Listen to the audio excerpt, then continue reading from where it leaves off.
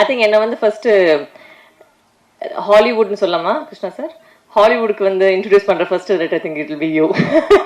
Because நான் வந்து எந்த படத்துல வந்து எந்த அமௌண்ட் ஆஃப் இங்கிலீஷ் நான் எந்த படத்துலையும் பேசினது இல்லை.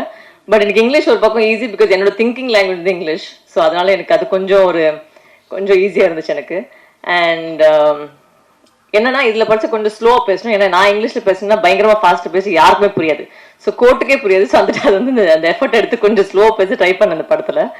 And it was a very nice experience. Because அவங்க சொன்ன மாதிரி நம்ம உலகத்துல ஒரு ஆக்டிங் நடக்கும், அவங்க உலகத்துல ஒரு வேற மாதிரி ஒரு ப்ராசஸ் இருக்கும், ஒரு வேற மாதிரி ஆக்டிங் நடக்கும்.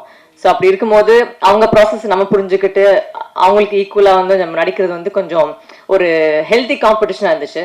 அண்ட் எனக்கு வந்து ஆனான்னு சொல்லி எனக்கு ஏத்து வந்து ஒரு ஆக்டர் இருந்தாங்க. I thought she was amazing. ஏன்னா அவங்களுக்குள்ள எனக்குள்ள ஒரு சின்ன ஒரு போட்டி மாதிரி நடந்துருந்துச்சு. And that was I think அதுதான் வந்து அந்த படத்துக்கான அந்த ஃபிளேவரே. பிகாஸ் 2 லாயர்ஸ் வந்து அவங்க எதுக்கும் போது அந்த ஒரு டென்ஷன் தான் கிரியேட் பண்றதா வந்து அந்த படம். So I think here I want to say thanks to Anna. She gave me a lot of courage and challenged me also to be a better actress in சொல்லலாம்.